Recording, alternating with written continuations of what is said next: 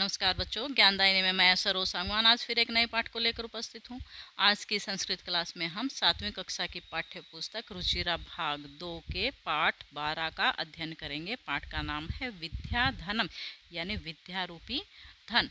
इस पाठ में विद्या की महिमा के विषय में बताया गया है कि विद्या हमारे लिए कितनी अमूल्य है, विद्या हमारे लिए क्या क्या करती है। आइए अब हम पाठ को पढ़ते हैं।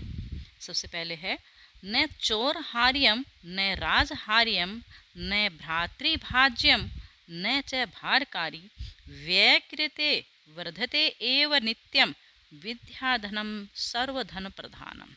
न चोरहार्यम, न तो ये है चोरों के चुराने योग्य है, यानी न तो इसको कोई चोर चुरा सकता है। न राजहार्यम, न ही राजा इसका हरण कर सकता है, राजा इसको छीन सकता है। न भ्रातृभाज्यम, न भ्रातृभाज्यम यानी भाइयों में यह भाज्यम बांटी जा सकती है। न च भारकारी, और न ही यह भार करने वाली है, वजन करने वाली है। व्यय कृते यानी व्यय करने पर, खर्च करने पर। वर्धते एव नित्यम, यह हमेशा बढ़ती ही है। विद्या धनम सर्वधन प्रधानम, विद्या रूपी जो धन है सभी धनों में प्रधान है, सबसे बड़ा है, सबसे श्रेष्ठ है। कवि इसमें क्या कहना चाहता है कि विद्या रूपी एक धन है वो ऐसा अनूठा धन है जिसे न तो कोई चोर चुरा सकता है, न कोई राजा इसको छीन सकता है, न ही इसे भाइयों में बांटा जा सकता है, और न ये वजन करने वाली है, बोझ बढ़ाने वाली है। और जैसे जैसे हम इसको खर्च करते जाते हैं वह वैसे वैसे ये बढ़ता जाता है। विद्या रूपी जो धन है वो सभी धनों में प्रधान है, सभी बड़ों में श्रेष्ठ है। दूसरा है विद्या नाम नरस्य रूपम अधिकम प्रच्छन्न गुप्तम धनम विद्या भोग करी यश है सुख करी विद्या गुरु नाम गुरु। विद्या बंधु जनो विदेश गमने विद्या परा देवता विद्या राजसु पूज्यते न ही धनम विद्या विहीन पशु। विद्या नाम नरस्य, विद्या रूपी जो धन है नरस्य मनुष्य का, रूपम अधिकम यानी क्या है, रूप है, सौंदर्य है, मनुष्य का सौंदर्य है। विद्या रूपी जो धन है वह मनुष्य का रूप है, सबसे बड़ा रूप है। प्रच्छन्न गुप्तम धनम, छिपा हुआ गुप्त खजाना है। विद्या भोग करी, विद्या यानी भोगों को कराने वाली है, यानी हमारे सुख के साधनों को देने वाली है, यश देने वाली है, सुख देने वाली है। विद्या गुरुओं की भी गुरु है। विद्या बंधु जनों विदेश गमने, विद्या विदेश जाने पर, जब हम विदेश जाते हैं तो बंधु के समान है, एक भाई के समान है। विद्या परा देवता, विद्या रूपी जो धन है वो सबसे बड़ा देवता है। विद्या राजसु पूज्यते, विद्या राजाओं के द्वारा पूजी जाती है, न कि धन। विद्या की पूजा राजा करते हैं, वो धन की पूजा नहीं करते हैं। विद्या विहीन, विद्या से रहित मनुष्य पशु के समान है। इसमें कवि के कहने का भाव क्या है कि विद्या की महिमा अवर्णनीय है, वह अनेक प्रकार से हमारे लिए भलाई का कार्य करती है। अतः आत्म कल्याण के लिए हमें विद्या को प्राप्त करना चाहिए। एक बार इसको दोबारा से देखो। विद्या नाम नरस्य रूपम अधिकम प्रच्छन्न गुप्तम धनम, यानी विद्या मनुष्य का सबसे बड़ा रूप है, सबसे बड़ा सौंदर्य है, मनुष्य का छिपा हुआ गुप्त खजाना है। विद्या भोग का साधन उपलब्ध कराने वाले हैं, यानी हमारे लिए जो हमारे सुख के जो साधन है, भोग के साधन है, वो हमें विद्या के द्वारा मिलते हैं। विद्या यश देने वाली है, सुख देने वाली है, और विद्या गुरुओं की भी गुरु है। विदेश जाने पर यह भाई के समान है। विद्या सबसे बड़ा देवता है। राजाओं के द्वारा विद्या की ही पूजा की जाती है, धन की नहीं। और विद्या से रहित मनुष्य पशु के समान है। आगे है केयूरा न विभूषयन्ति पुरुषम हारा न चंद्रोज्ज्वला न स्नानम न विलेपनम न कुसुमम न अलंकृता मूर्धजा वाणे क्या सम अलंकरोति पुरुषम या संस्कृतः धार्यते श्रियन्ते अखिल भूषणानि सततम वाग्भूषणम भूषणम। यानी क्या कह रहे हैं, केयूरा ने विभूषयन्ति, जो बाजूबंद है, केयूरा है बाजूबंद न विभूषयन्ति, वो मनुष्य को सुशोभित नहीं करते हैं। और न ही चंद्र उज्ज्वला यानी चंद्रमा के समान जो उज्जवल चमकते हुए जो हार हैं वह भी मनुष्य को विभूषित नहीं करते हैं, सुशोभित नहीं करते हैं। न ही अच्छी प्रकार से किया हुआ स्नान, न ही को अच्छी प्रकार के से जो लेप हैं वो सुगंधित जो पदार्थों का लेप है वो, और न ही फूल, और न ही अलंकृता यानी सजाई हुई मूर्धजा चोटी।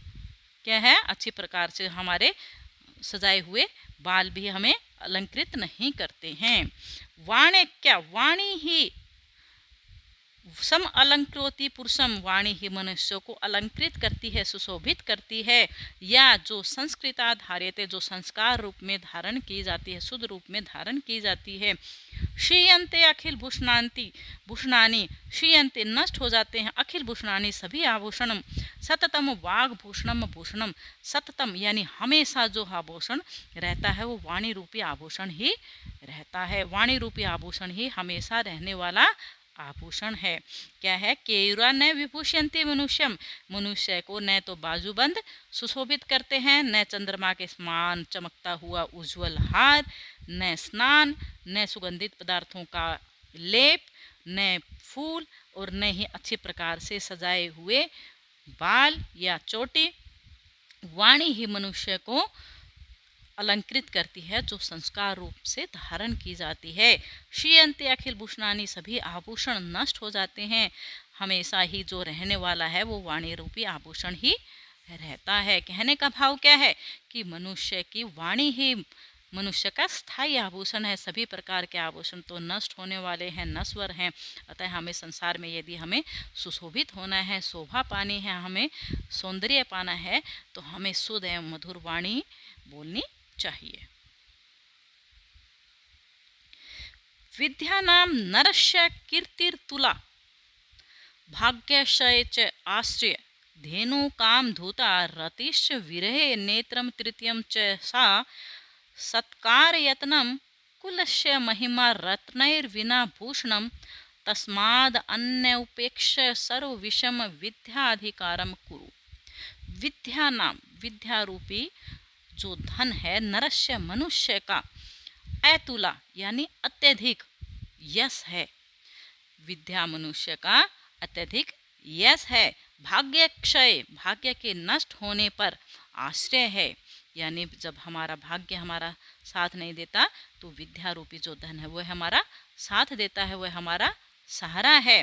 धेनु काम धूता, हम सभी कामनाओं को पूर्ण करने वाली, सभी कामनाओं को पूरी करने वाली धेनु गाय है। विरह, क्या है? रतिश्च विरहे, विरह के समय जब हमारे पास कोई नहीं होता तो यह है हमारी क्या है? हमारा प्रेम है। विरह की स्थिति में प्रेम है, हमारी प्रेमिका है। नेत्रम तृतीयम च सा, और तीसरा नेत्र है। जब हम हमारी दोनों आँखों से अच्छा भला नहीं देख सकते तो विद्या रूपी जो धन है वो है हमारा तृतीय नेत्र का काम करती है। अच्छे बुरे बुले को देखने में वो सक्षम है। सत्कार आयतनम कुलस्य, और क्या है? सत्कार सम्मान दिलाने वाला निवास, आयतनम निवास स्थान है, वह सम्मान का निवास स्थान है। यदि हम हमारे पास विद्या है तो सभी हमारा सत्कार करते हैं। क्या है? कुलस्य महिमा, और कुल की महिमा है, कुल का सम्मान है। रत्नैर विना, बिना रत्नों के यह है आभूषण है, बिना रत्नों वाला आभूषण है। तस्माद, इसलिए अन्य उपेक्षा, अन्य चीज़ों की उपेक्षा करके, अन्य सभी चीज़ों को छोड़कर सर्व विषम विद्या अधिकारम कुरु, अपने विद्या के ऊपर अधिकार करो। सभी विषयों को छोड़कर सभी की उपेक्षा करके विद्या के अधिकार को प्राप्त करो, ज्ञान प्राप्त करो। क्या कहना चाह रहा है इसमें कवि? कि विद्या से मनुष्य को यश प्राप्त होता है, आश्रय प्राप्त होता है, उसकी इच्छाएं पूर्ण होती हैं, विरह से मुक्ति मिलती है और आतिथ्य प्राप्त होता है, सभी उसका सम्मान करते हैं और कुल का गौरव बढ़ता है। अतः यथासंभव हमें जितना भी संभव हो हमें विद्या का अध्ययन करना चाहिए, विद्या को प्राप्त करनी चाहिए। तो ये था आपका विद्याधनम। अब इससे संबंधित ये शब्दार्थ हैं, इस पाठ के शब्दार्थ हैं, इनको भी हमें अच्छी प्रकार से याद कर लेना चाहिए। ये भी एग्जाम में पूछे जाते हैं, आप अच्छी प्रकार से इनको याद कर लेना। अब हम इसका अभ्यास कार्य करते हैं। उपयुक्त सबसे पहले है उपयुक्त कथनानां समक्षम आम, अनुपयुक्त कथनानां समक्षम न इति लिखत। यानी जो उपयुक्त, जो सही कथन है उनके सामने आम यानी हाँ, और अनुपयुक्त कथन यानी जो गलत सेंटेंस है उनके सामने न लिखना है। विद्या राजसु पूज्यते, विद्या राजाओं के द्वारा पूजी जाती है, आम यानी हाँ। वाग भूषणम, भूषणम ने वाणी रूपी जो आभूषण है वो आभूषण नहीं है, न गलत है, ये कह रहा है कि आभूषण नहीं है। विद्याधनम सर्वधनेषु प्रधानम, विद्या रूपी जो धन है वो सभी धनों में प्रधान है, श्रेष्ठ है, हाँ आम। विदेश गमने विद्या बंधुजन न भवती, विदेश जाने पर विद्या बंधुजन नहीं होती है, इसलिए गलत है, इसलिए न। सर्वों में विहाय विद्या अधिकारम करो, सभी चीजों को छोड़कर विद्या का अधिकार करो, हाँ। उसके बाद है अधोलिखितानाम पदानाम लिंगम विभक्तिम वचनम च लिखत। अधोलिखित यानी नीचे लिखे पदों के क्या लिखने हैं, लिंग, विभक्ति और वचन बताने हैं। सबसे पहले है नरस्य यानी मनुष्य का। इससे पहले हमें पता चल रहा है इसे क्या है, ये पुल्लिंग है, षष्ठी काके की षष्ठी विभक्ति है, और वचन मनुष्य का एक वचन। उसके बाद है गुरुनाम, गुरुओं की, यानी इस गुरुओं की पुल्लिंग शब्द है, काके की में षष्ठी विभक्ति है, और गुरुओं की बहुवचन शब्द है।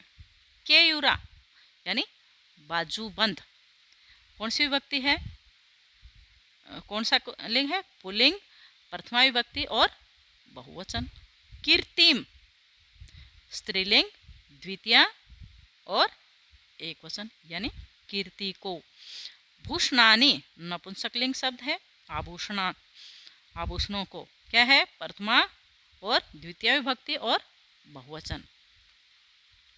उसके बाद है श्लोक अंशान योजयत, यानी श्लोक के अंशों को, योजयत यानी मिलाओ, श्लोक के अंशों को मिलाओ, कै भाग को ख भाग से मिलाना है। विद्या रासु पूज्यते न ही धनम, विद्या राजाओं के द्वारा पूजी जाती है, न कि धन। विद्या विहीन पशु, विद्या से रहित मनुष्य पशु है। केयूरा ने विभूषंति पुरुषम हारा न चंद्रोज्वला, यानी जो बाजूबंद है वो मनुष्य को सुशोभित नहीं करते हैं, और न ही चंद्रमा के समान उज्जवल हार। न चोर हार्यम न च राज हार्यम न भ्रातृभाज्यम न च भारकार्य। सत्कारायतम यत्नम कुलस्य महिमा रत्नैर्विना भूषणम। वाणिक्या सम अलंकृति पुरुषम या संस्कृता धार्यते, वाणी रूपी आभूषण ही मनुष्य को अलंकृत करती है, सुशोभित करती है, जो संस्कार रूप से धारण की जाती है। उसके बाद है एक पदेन प्रश्नानाम उत्तराणि लिखत, एक पद में प्रश्नों के उत्तर लिखो। कह पशु, पशु कौन है, विद्या विहीन, विद्या से रहित मनुष्य पशु के समान है। का भोगकारी, भोग करने योग्य क्या है, भोग कराने वाले कौन है, विद्या। के पुरुषम न विभूषयन्ति, कौन पुरुष को विभूषित नहीं करते हैं, सुशोभित नहीं करते हैं। केयूरः बाजूबंद।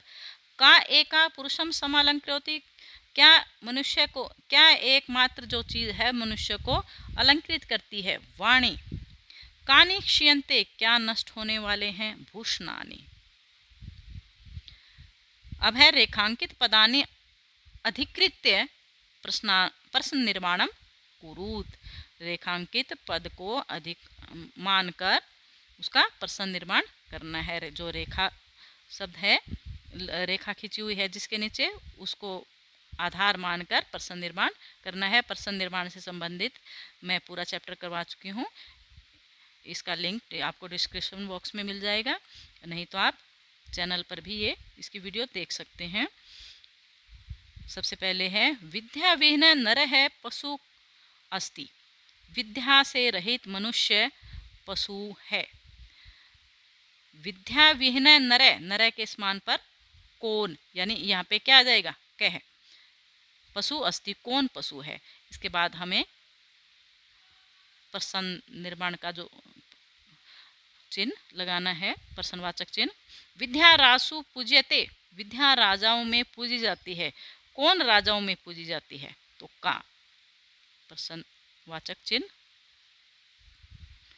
उसके बाद है चंद्रोज्वला हारा पुरुषम न अलंकृति, चंद्रमा के समान उज्ज्वल हार मनुष्य को अलंकृत नहीं करते हैं। तो चंद्रोज्वला हारा, चंद्रोज्वला के, चंद्रमा के समान कौन पुरुष को अलंकृत नहीं करते हैं, तो हारा के समान पर के, और उसके बाद प्रश्नवाचक चिन्ह।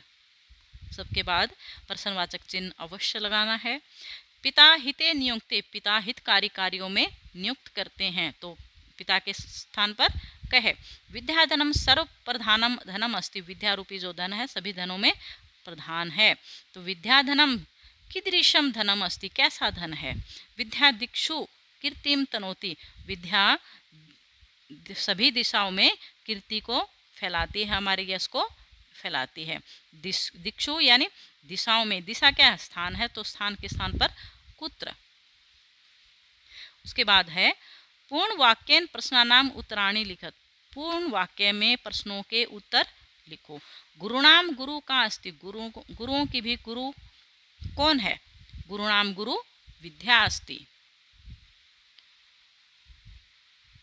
कीदृशी वाणी पुरुषम समलंकृति, कैसी वाणी मनुष्य को अलंकृत करती है। संस्कृता वाणी पुरुषम सम अलंकृति, जो संस्कार रूप से धारण की जाती है वह मनुष्य को अलंकृत करती है। व्यय कृते किम वर्धते, व्यय करने पर क्या बढ़ता है।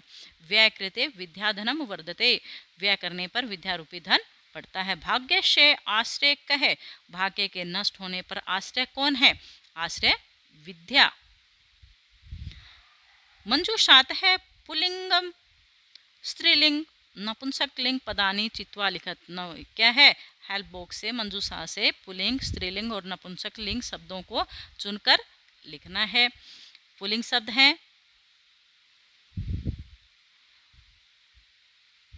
हारा स्त्रीलिंग, अलंकृता, और नपुंसक लिंग भूषणम। ऐसे ही मूर्धजा पशु गुरु, स्त्रीलिंग शब्द हैं विद्या संस्कृता रति, और नपुंसक लिंग शब्द हैं धनम सततम कुसुमम। तो ये था आपका पाठ 12 विद्याधनम। आशा करती हूँ आपको अच्छे से समझ में आ गया होगा। इससे संबंधित यदि आपको कोई भी डाउट है तो आप कमेंट बॉक्स में कमेंट करके मुझसे पूछ सकते हैं। आपको वीडियो अच्छी लगी हो तो प्लीज़ इसको लाइक कर दें और चैनल को सब्सक्राइब कर दें। धन्यवाद।